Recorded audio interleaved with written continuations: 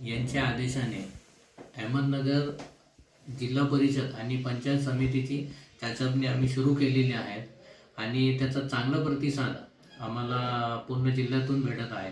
ज्या प्रकारे Ahmednagar महानगरपालिकेचा strike rate पाहता आणि अहमदनगर महानगरपालिकेमध्ये MIMची एंट्री ज्या पद्धतीने झाली, तर त्याच्यामुळं अहमदनगर जिल्ह्यामधून जिल्हा परिषद आणि पंचायत समितीला चांगल्या पद्धतीने आम्हाला प्रतिसाद भेटत आहे.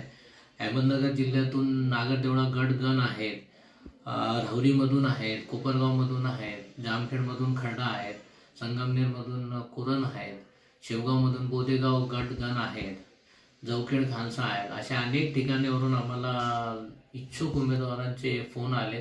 काही ठिकाणी आमचे पदाधिकारी पण आहेत. तर नक्कीच आम्हाला ज्या पद्धतीने प्रतिसाद भेटत आहेत, आम्हाला असं वाटतं आहे की अहमदनगर महानगरपालिकेमध्ये जसं MIMची एंट्री झाली, तशी जिल्हा परिषद आणि पंचायत समितीमध्येही MIMची एंट्री 100% नक्कीच होणार आहे. विधानसभेची राहुरी मतदारसंघातून रिक्त जागा झालेली आहे. या ठिकाणी पण लवकरच निवडणूक जाहीर होणार आहे. याविषयी तुमची काय त्याच्यावरती चर्चा झाली आहे का?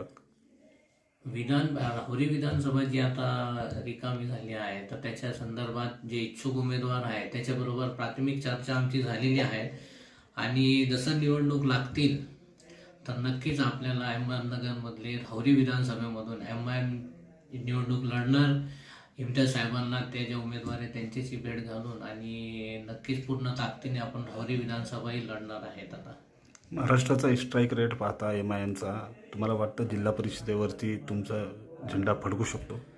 100% ज्या प्रकारे नगरपालिका झालीत आणि त्याच्यामध्ये 83पेक्षा जास्त नगरसेवक आणि एक नगराध्यक्ष निवडून आला आणि काही ठिकाणी आमची सत्ताही बसली आणि त्याचबरोबर महानगरपालिकेमध्ये ज्या प्रकारे आमचा स्ट्राईक रेट वाढला, तर काही ठिकाणी आम्ही सत्तेत बसतोय, काही ठिकाणी आम्ही विरोधी पक्षमध्ये बसतोय आणि काही ठिकाणी ज्यांना सत्तेत बसायचं त्यांना आम्हाला सोबत घेण्याशिवाय पर्याय नाही आहे. तर अशा अनेक ठिकाणी अनेक जे कॅल्क्युलेशन लागत आहेत. तर नक्कीच आम्हाला वाटतं आहे की नगरपालिका झाली, महानगरपालिका झाली, आता जिल्हा परिषद आणि पंचायत समितीमध्ये नक्कीच MIM यांचा खूप चांगला विजय आणि चांगले काय त्याला म्हणणार आपण उमेदवार जिल्हा परिषद आणि पंचायत समितीला निवडून येणार आणि जिल्हा परिषदमध्ये MIMची एंट्री खूप चांगल्या पद्धतीने होणार. जास्त भर तुमची कोणत्या भागामध्ये राहणार आहेत?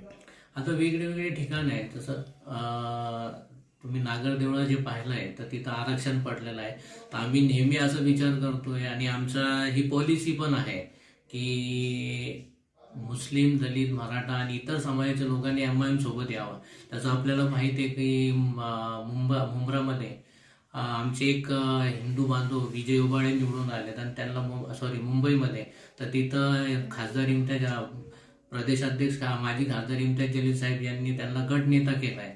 तर आम्ही जो समीकरण बसवायचा प्रयत्न प्रदेशाध्यक्ष इम्तियाज जलील साहेब करतायत, त्याच प्रकारे आम्ही अहमदनगर जिल्ह्यामध्ये आणि इतर जिल्ह्यातही तो समीकरण बसवायचा प्रयत्न करतोय. तर त्याचं एक कारण म्हणजे एक भाग म्हणजे नागरदेवळा ग्रामपंचायतमध्ये आरक्षण पडलेलं आहे.